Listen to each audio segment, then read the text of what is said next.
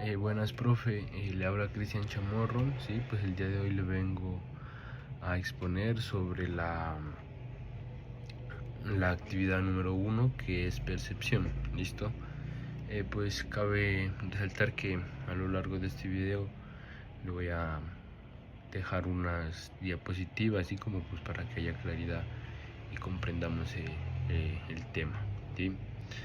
Bueno, pues iniciando con la transducción, ¿sí? Que es el paso inicial de la percepción, ¿sí? Porque aquí es donde pues llega, ¿sí?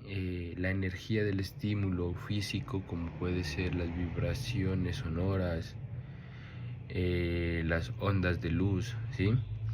Que pues llegan y se convierten en un impulso nervioso que el sistema nervioso los puede procesar y se encarga pues de dar su respectiva respuesta.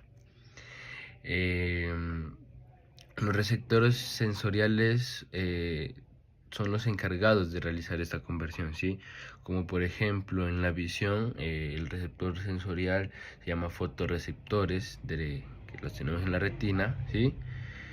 Que transforman estas señales de luz en señales electroquímicas, ¿sí? Que es pues la respuesta que nosotros podemos dar con la vista, ¿sí? Bueno, pero para realizarse esto ocurre en varios pasos, ¿sí? En los receptores sensoriales, ¿sí? Por ejemplo, tenemos el primero, que es recepción del estímulo, ¿sí? Tenemos el segundo, cambio de potencial de membrana, y el tercero, que es generación del impulso nervioso, ¿sí?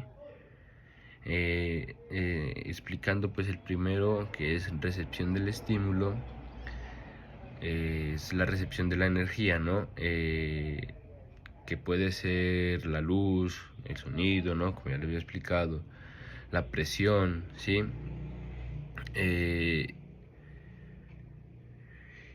Que interactúan con la célula receptora y el tipo de energía para el cual un receptor es más sensible, y pues se llama su estímulo adecuado, ¿sí? El 2, cambio de potencial de membrana, ¿sí? Dice que esta interacción pues provoca un cambio en el potencial eléctrico de la membrana de la célula receptora, ¿sí? Este llamado potencial de receptor, ¿listo? Y 3, tenemos la generación de impulso nervioso, ¿sí? O potencial de acción. Si el potencial de receptor alcanza un umbral, se desencadena potenciales de acción o se medula la liberación de neurotransmisores. Este impulso nervioso es el lenguaje eléctrico que viaja hacia el sistema nervioso central y que da su respuesta. Seguimos con un procesamiento subcortical, ¿sí? Que es básicamente pues una vez transducida la señal, ¿sí? Esta información pues asciende hacia las diferentes estructuras del sistema nervioso subcortical, ¿sí?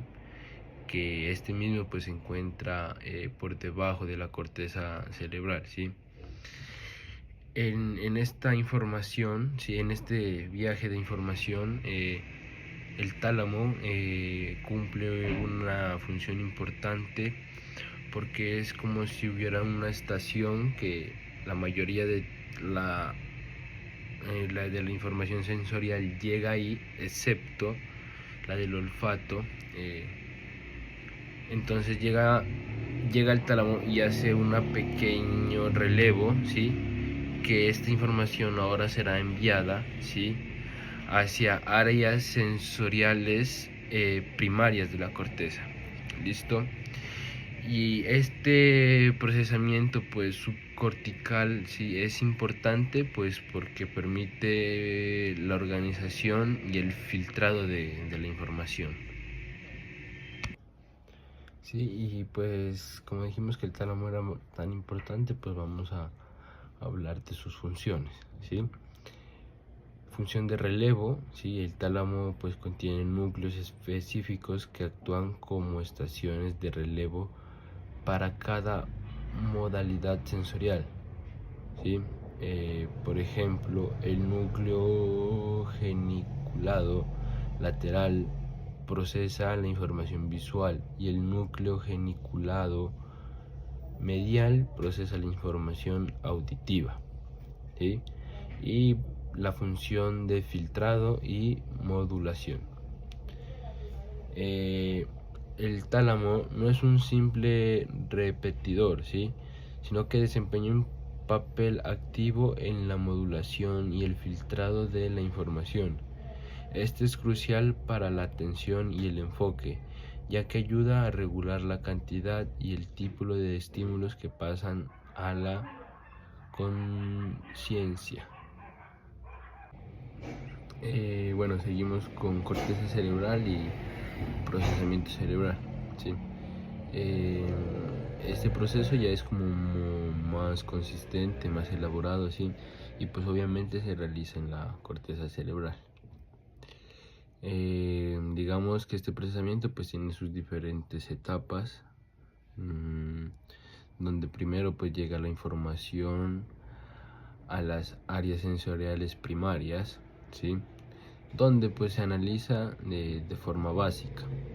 Después de eso pasa la información a las áreas de asociación sensorial, ¿sí? Donde se realiza como una integración, un reconocimiento, una interpretación más minuciosa de la información, ¿sí? Dándole un significado. Eh, Como por ejemplo, pues, dándole ejemplo a todo lo que acabé de decir, tenemos la corteza visual primaria, que es en el lóbulo occipital, ¿sí? Después de esto, pues analiza, analiza los tonos, las líneas.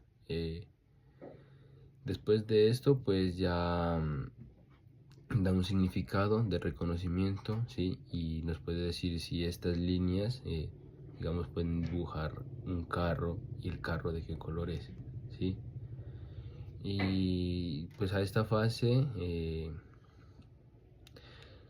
se le constituye la percepción en sí misma, involucrando memoria y la atención.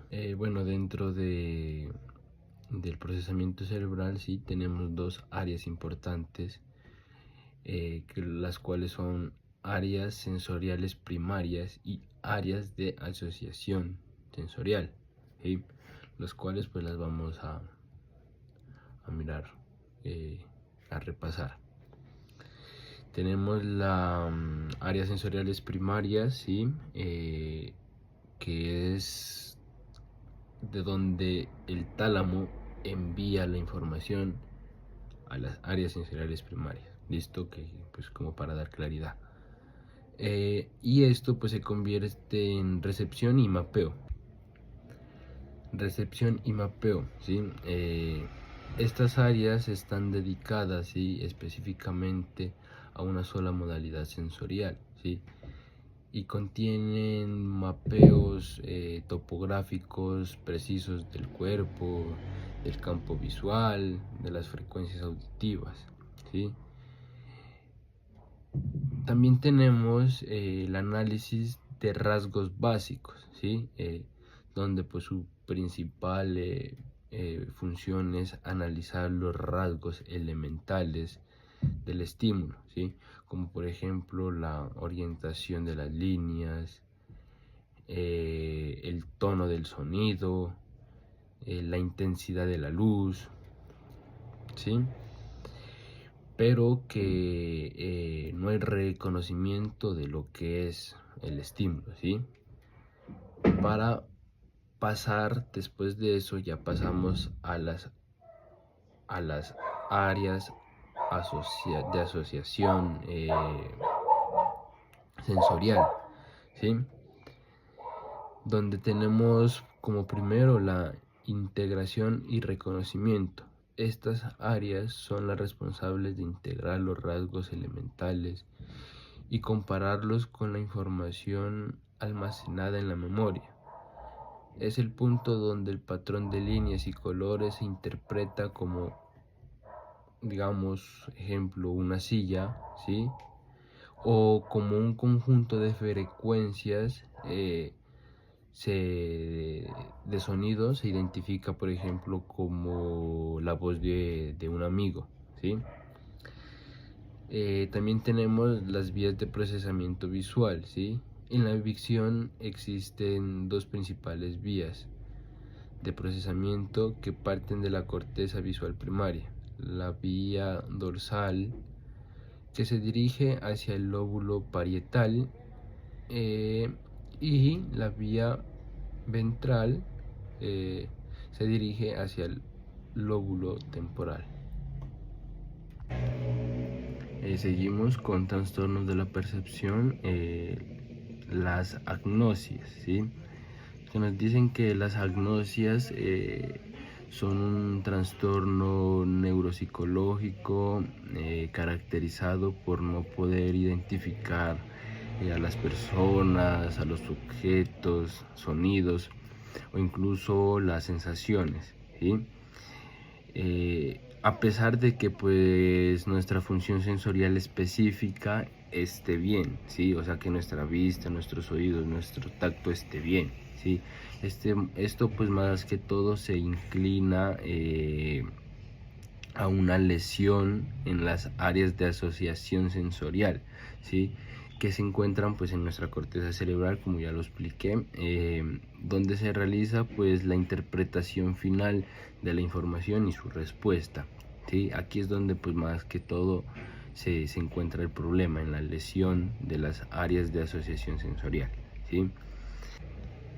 Seguimos con tipos de agnosia. En tipos de agnosia tenemos visuales, auditivas, olfativas o gustativas y táctiles, ¿sí?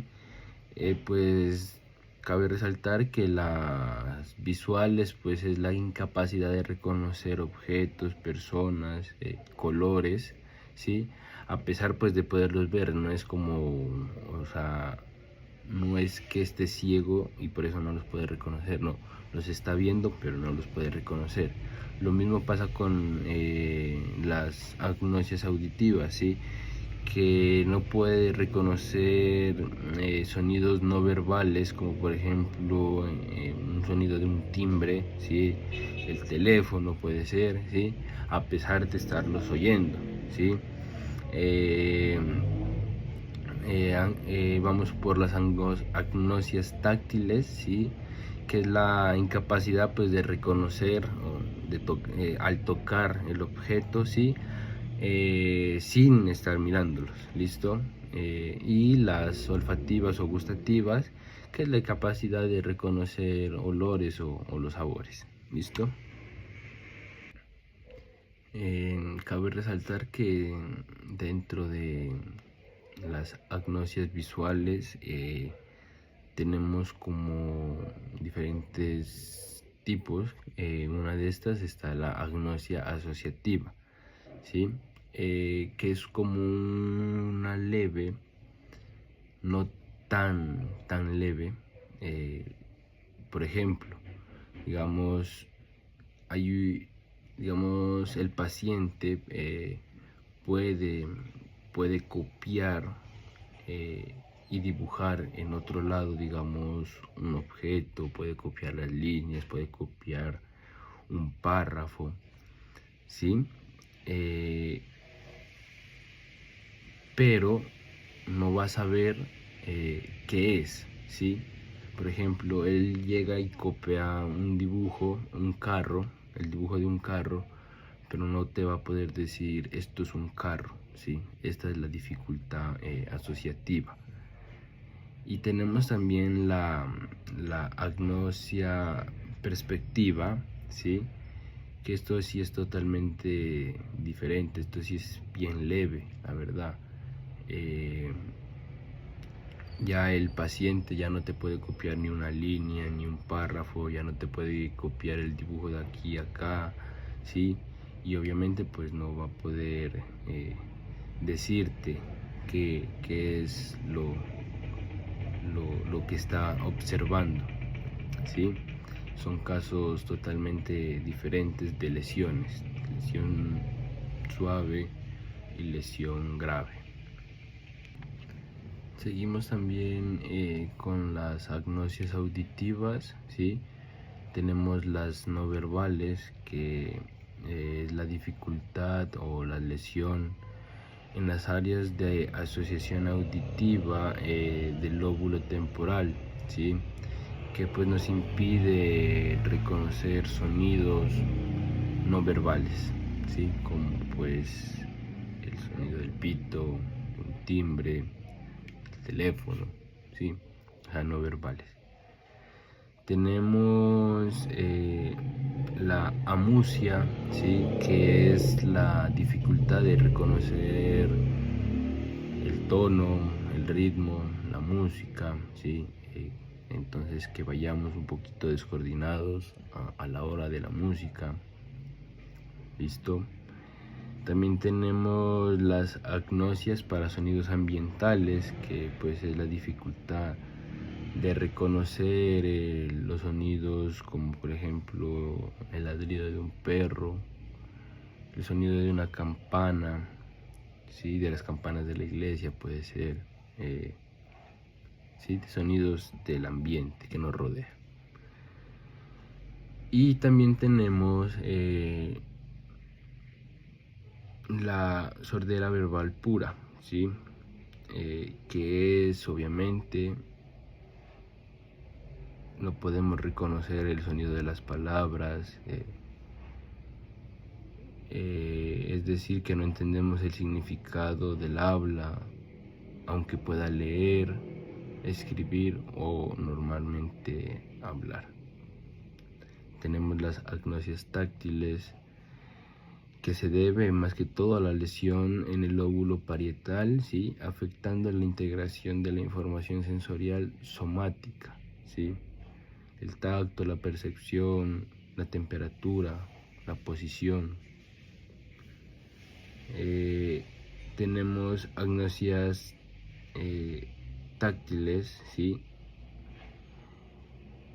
Que es la incapacidad de reconocer objetos mediante el tacto sin la ayuda de la vista, ¿sí?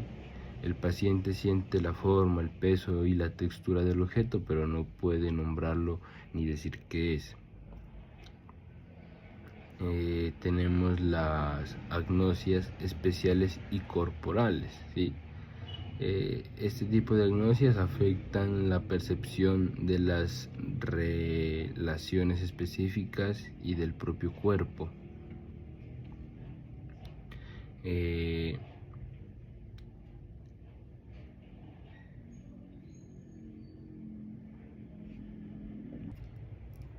También tenemos la autopagnosia, que es la incapacidad de identificar o localizar partes de nuestro cuerpo, ¿sí? O las partes pues del cuerpo de otra persona, ¿sí? También tenemos la anosognosia, ¿sí? Que es falta de conciencia o de negación de un déficit o de enfermedad. Por ejemplo, un paciente paralizado que insiste en que puede mover la extremidad afectada. Bueno, pues para acabar tenemos las conclusiones, donde una puede ser que la percepción pues comienza con la transducción, ¿sí? Donde aquí es donde llega pues primero que todo la energía del estímulo, ¿sí? Y se convierte en un impulso nervioso, ¿sí? Que pasa por el tálamo, y el tálamo tiene una función muy importante porque es donde llega, y este impulso o esta energía convertida en impulso llega hacia las áreas sensoriales primarias, ¿sí? Organizando pues la información enviada. Y por último, pasa a las áreas de asociación sensorial, ¿sí? Donde aquí le dan el significado a la información enviada. También podemos tener de conclusión que a veces no es necesario, digamos, como quien dice, en las lesiones, más que todo como que afecta esa al área de asociación sensorial, ¿sí?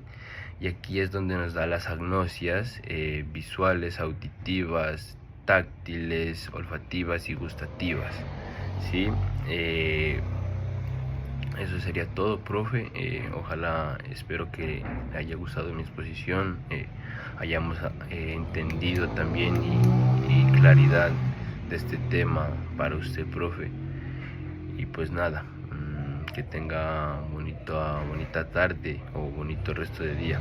Hasta luego, profe.